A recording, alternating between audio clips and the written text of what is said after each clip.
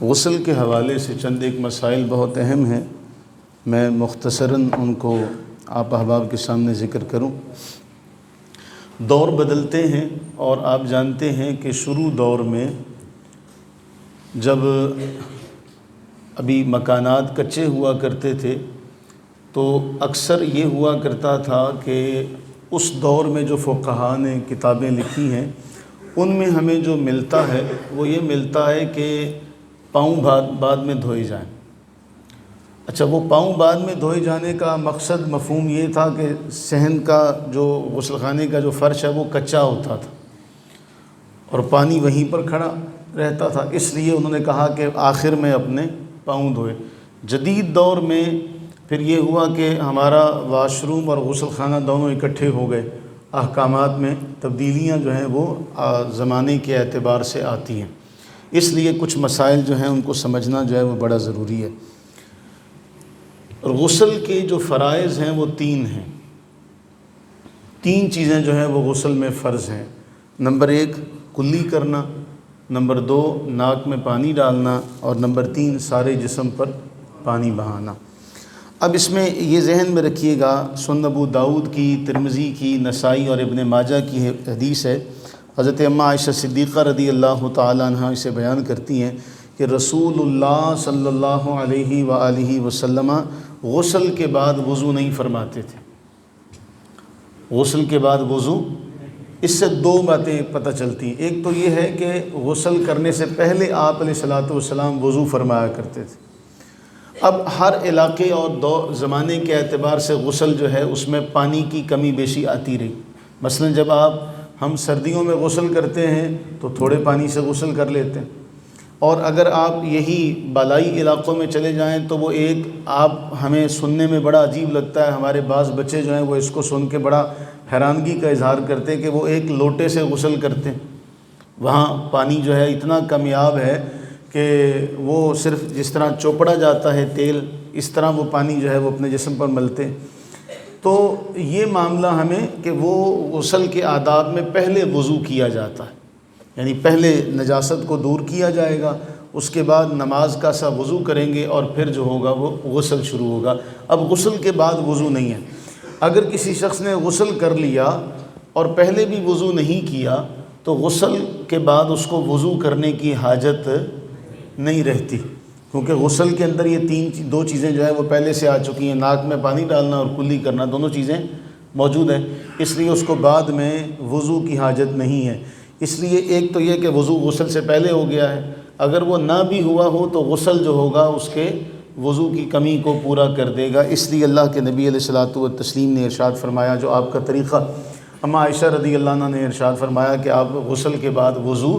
نہیں فرمایا کرتے تھے۔ دوسری ایک اہم بات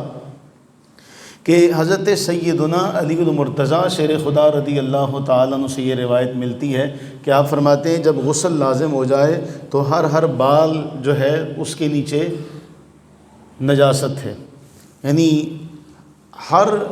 جگہ جو ہے اس کا دھونا ضروری ہے، ہر بال کے نیچے۔ اللہ کے نبی علیہ الصلوۃ والسلام کے صحابی حضرت علی فرماتے ہیں کہ جب دھویا جائے گا تو ایک بال برابر بھی جگہ خشک نہیں رہنی چاہیے، ایک بال برابر بھی جگہ خشک، اس لیے کہتے ہیں کہ اگر ایک بال برابر بھی جگہ خشک رہ گئی تو غسل نہیں ہوگا۔ اسی بنا پہ حدیث میں آتا ہے کہ حضرت علی المرتضیٰ رضی اللہ تعالیٰ عنہ فرمایا کرتے تھے میں نے اپنے سر کے بال کٹوا دیے، میں نے اپنے سر کے بال کٹوا دیے کہ سر کے بال زیادہ ہوں گے تو ان کو دھونا ضروری ہوگا، اور یہ بات بھی ہوگی کہ ہر بال جو ہے اس کے نیچے وہی حکم آئے گا، اس لیے ایک بال بھی جو ہے وہ خشک نہیں رہنا چاہیے۔ یہ اب غسل کی جو اقسام ہیں وہ بڑی اہم ہیں ہمارے لیے۔ جو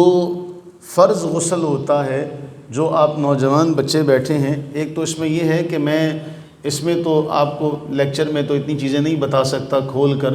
کہ اس کو ہر بندہ دیکھے گا اور پھر ہر بندے کے اعتبار سے وہ مسائل جاننے والے، ہر عمر کے اعتبار سے مسائل جاننے والے نہیں ہوتے۔ تو جس کے ساتھ تو وہ مسئلہ پیش آئے گا اس کو دلچسپی ہوگی، جس کے ساتھ وہ مسئلہ پیش نہیں آئے گا اس کے لیے وہ مسئلہ کوئی معنی نہیں رکھتا ہوگا۔ تو جو بالغ شخص ہوتا ہے اس کے اوپر غسل جو ہے وہ دو طرح سے لازم ہوتا ہے۔ ایک تو یہ ہے کہ جو نوجوانی کی علامات کے طور پہ احتلام کی صورت میں، اور دوسرا جو ہے وہ شادی کے بعد والا معاملہ۔ مرد کے لیے یہ غسل کے فرض ہونے کی دو صورتیں، عورت کے لیے یہ ہے کہ اس کے جو مخصوص ایام ہوتے ہیں ہر ماہ اس کے بعد، اور اسی طرح جب بچے کی پیدائش ہوتی ہے اس کے بعد، یہ دو تین مقامات ایسے ہیں جن کے بعد کہا گیا کہ غسل جو ہے وہ لازمی ہے۔ اب بعض جو غسل ہیں وہ مسنون ہیں، مثلا جمعے کے لیے غسل کرنا، یا کوئی اہم عبادات کے معاملے پر جیسے عیدین کے معاملے پر غسل جو ہے وہ ضروری ہے، حج یا عمرے کا احرام باندھنا ہو تو اس کے لیے غسل ضروری ہے، میدان عرفات میں جو حج کا معاملہ ہے اس کے لیے ضروری ہے۔ تو یہ ساری کی ساری باتیں جو ہیں یہ اس میں اہم ہیں اس حوالے سے۔ اما عائشہ صدیقہ رضی اللہ تعالیٰ عنہ نے طریقہ ارشاد فرمایا کہ رسول اللہ صلی اللہ علیہ وآلہ وسلم جب غسل جنابت کرتے، یعنی وہ غسل جو شادی شدہ افراد کے اوپر لازم ہوتا ہے، جب غسل جنابت کرتے تو پہلے دونوں ہاتھ دھوتے، پہلے دونوں، یہ برکت کے لیے صرف حدیث ذکر کر رہا ہوں، دونوں ہاتھ دھوتے، پھر دائیں ہاتھ سے بائیں ہاتھ پر پانی ڈالتے اور اپنی شرمگاہ دھوتے، اس کے بعد سارا وضو کرتے اور پھر پانی لے کر سر پر ڈالتے اور انگلیوں کی مدد سے بالوں کی جڑوں تک پہنچاتے، پھر جب دیکھتے کہ سر جو ہے وہ اچھی طرح تر ہو گیا ہے تو 3 مرتبہ سر پر پانی ڈالتے، پھر تمام بدن پر پانی ڈالتے اور پھر پاؤں دھو لیتے۔ یہ نبی صلی اللہ علیہ وآلہ وسلم کے غسل کا طریقہ ہے جو صحیح مسلم کے اندر اما عائشہ نے بیان کیا۔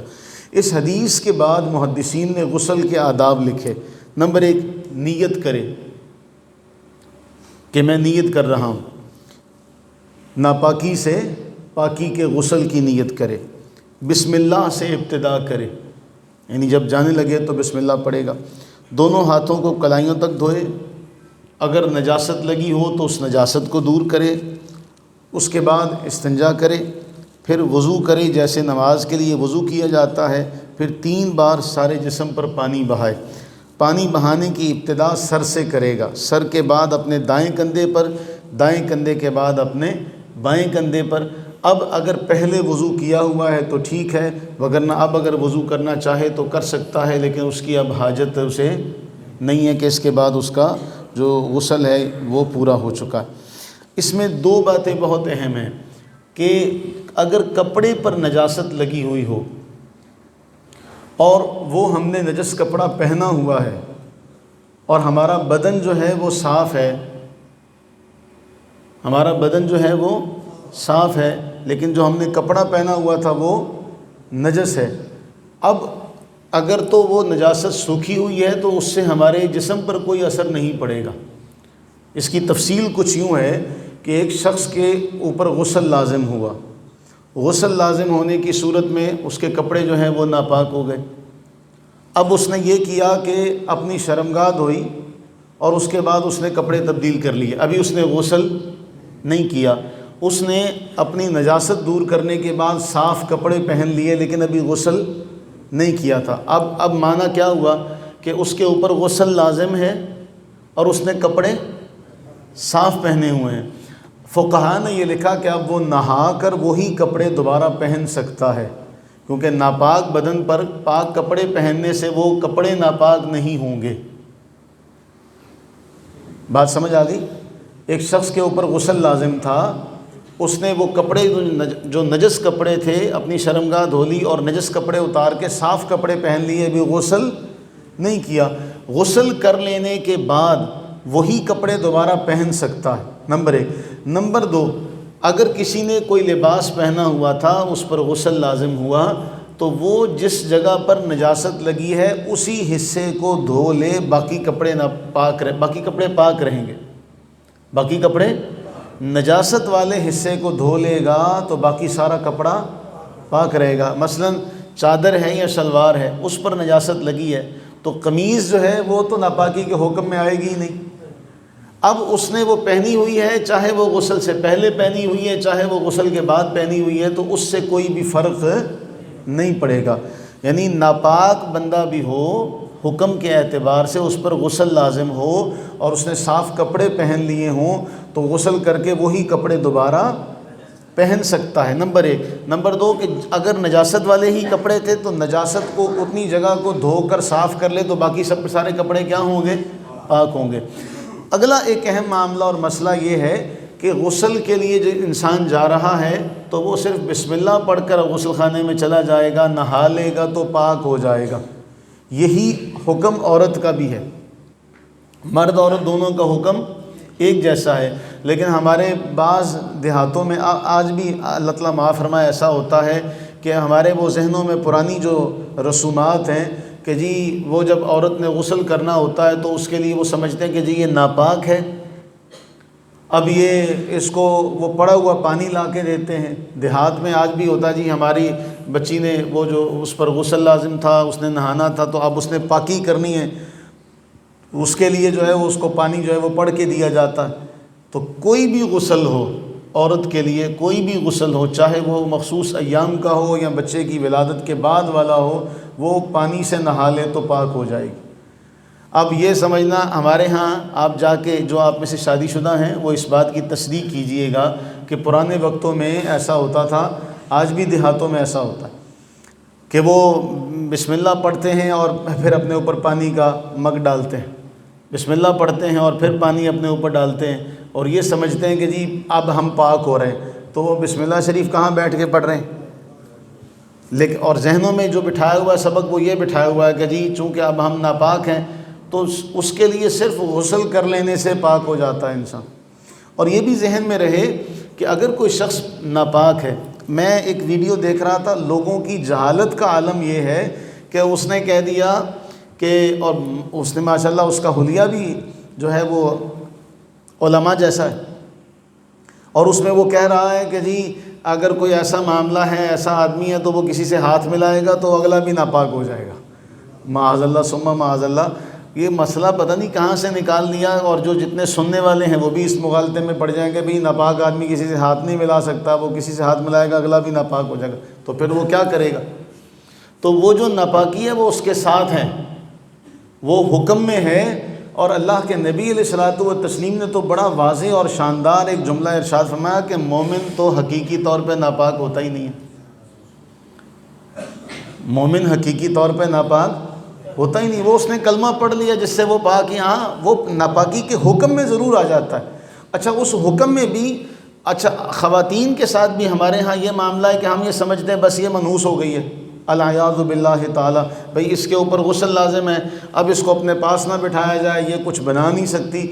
یہ سارا معاملہ جہالت کے اوپر ہے۔ یہ جو آپ بچے جن کو اللہ تعالیٰ نے شادی جیسا ایک عظیم بندھن جو ہے وہ عطا کیا ہے، وہ خدارہ ان مسائل کو دیکھیں، ان مسائل کو سمجھیں۔ ہمارے ہاں جہالت کا ایسا اونچا لیول ہے کہ جی وہ بچے کی ولادت کے بعد وہ کہتے ہیں جی اس کے سرہانے جو ہے وہ تالا رکھا جائے، یا دن رکھے جانے کے بعد بھی ہمارے ہاں کہتے ہیں جی اپنے پاس کوئی لوہے کی چیز رکھو، اور اس کو باہر نہیں نکالا جاتا۔ بھئی فلسفہ جو ہے نا اس کو غور کیا جائے۔ اس زمانے میں یہ ہوتا تھا کہ دن رکھے گئے ہیں، اب اگر یہ باہر جائے گا ایسا نہ ہو کوئی اس کے ساتھ معاملہ ہو جائے، کوئی حادثہ ہو جائے، کوئی لڑائی جھگڑا ہو جائے، اس کو کوئی تکلیف آ جائے، اس کے ساتھ کوئی ایسا معاملہ پیش آ جائے، آگے شادی کے دن رکھے ہوئے ہیں، تو اس لیے وہ مشہور تھا کہ بھئی شادی کے دن رکھے جانے کے بعد 2-3 دن گھر سے باہر نہیں نکلنا۔ یہ مقصد تھا، یہ مقصد قطعاً نہیں تھا کہ جی اب یہ باہر نہیں نکلے گا، اب دن اس کے رکھ لیے، اب یہ باہر نکلے گا تو کوئی چیزیں باہر کی اس کے اوپر آ جائیں گی، تو وہ لوگوں نے کہہ دیا بھئی لوہے والی چیز اپنے پاس رکھو، کہ لوہے والی چیز رکھے۔ کیوں؟ یہ سارا وہ ہندوانہ ذہن ہے، یہ سارا ہندوانہ ذہن ہے۔ اسی طرح ہمارے ہاں جو معاملہ جہالت کا ہے، اگر عورت کے اوپر غسل لازم ہے، وہ اپنے ایام میں ہے، تو وہ تسبیح اوراد وظائف کر سکتی ہے، صرف قرآن پڑھنے کی ممانعت ہے، نماز معاف ہے،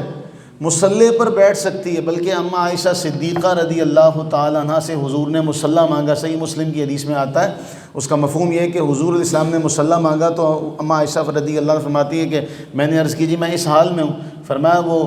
تیرے ہاتھ پہ لگا ہوا ہے خون، جائے نماز پکڑا۔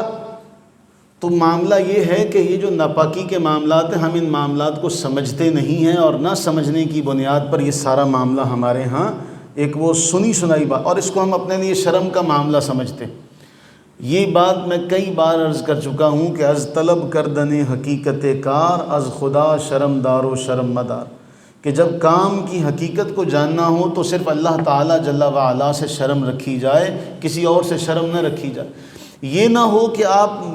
شرم کی وجہ سے اصل معاملہ ہی جو ہے وہ اس کو نہ صحیح کر سکیں، اور وہ غلط ایک معاملہ جو ہے وہ کرتے رہیں، اور پھر اس کے بعد کیا ہوگا، نتیجہ یہ نکلے گا کہ آپ کو ایک عرصے کے بعد پتہ چلے گا جو میں کام کر رہا تھا یہ تو سنت سے ثابت ہی نہیں ہے۔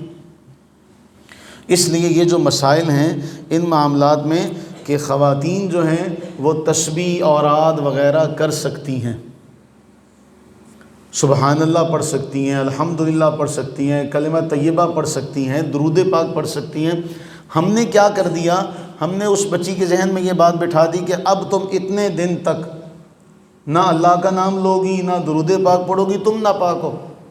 اچھا، ان کا ذہن بن جاتا ہے کہ جی ہم نے تو ان دنوں میں کچھ بھی نہیں کرنا،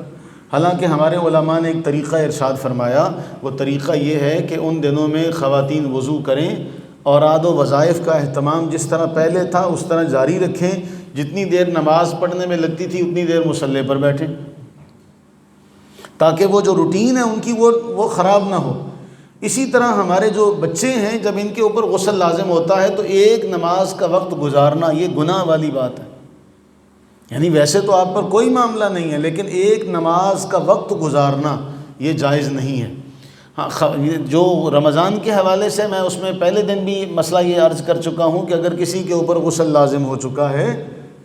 تو روزہ رکھنے کے لیے ضروری نہیں ہے کہ جی اس کے اوپر غسل والا معاملہ وہ پہلے غسل کرے گا پھر روزہ رکھے گا،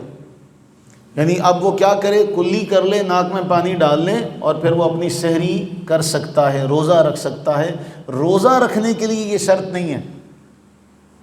غسل جو ہے نا روزے کے لیے غسل شرط، نماز کے لیے جو ہے نا اس کے لیے اس حالت میں غسل کرنا شرط ہے۔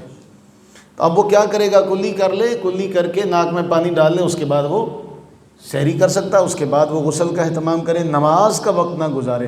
روزے کی حالت میں اگر اس کے اوپر غسل لازم ہو جاتا ہے تو اس سے روزے پر کوئی فرق نہیں پڑتا، اس سے روزے پر کوئی فرق نہیں پڑتا، وہ غسل کرے گا لیکن اس میں مبالغے سے کلی اور ناک میں پانی نہیں ڈالے گا، غسل کر لے گا، وہ پاک ہو جائے گا۔ اور میں نے پہلے ذکر کر دیا کہ جتنے حصے پر نجاست لگی ہے صرف اتنا حصہ ہی ناپاک ہوگا، باقی کیا ہوگا، پاک رہے گا۔ اچھا، ایک اور مسئلہ اس ضمن میں بڑا اہم ہے کہ اگر کسی شخص کے اوپر کوئی ایسا معاملہ، کوئی بیماری ہے جس کو ہمارے ہاں کہا جاتا ہے سلسل البول، یعنی اس کو پیشاب کے قطروں کا مسئلہ ہے کہ اس کے پیشاب کے قطرے نکلتے رہتے ہیں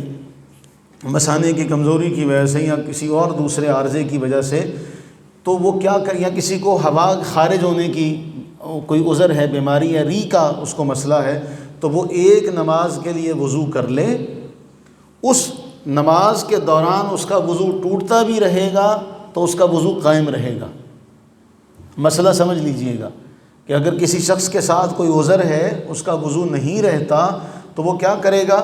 کہ بھئی فجر کی نماز کے لیے وہ وضو کر رہا ہے، جتنی دیر میں وہ فجر پڑھے گا اپنا قرآن کریم وغیرہ پڑھتا رہے گا اتنی دیر اس کا وضو قائم رہے گا، جیسے ہی وہ اپنی عبادات سے فارغ ہوگا اب وضو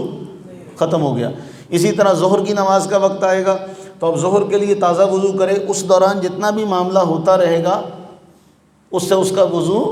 نہیں ٹوٹے گا۔ باقی جو دوسرے احباب ہوں گے ان کا معاملہ اور ہوگا، ان کے ساتھ جب ایسا معاملہ ہوا تو ان کا وضو جو ہوگا وہ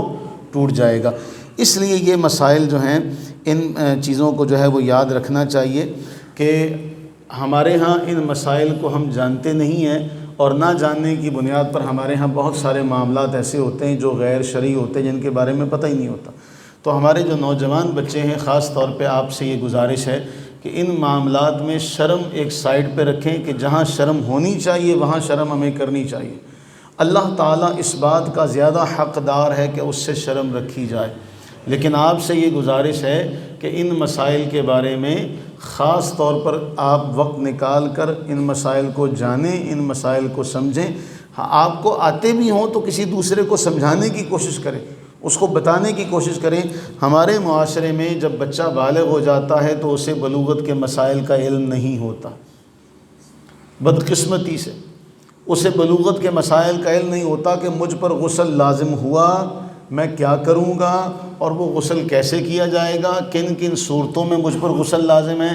اسی طرح شادی ہو جاتی ہے تو اس کے بھی آداب کا اسے نہیں پتہ ہوتا،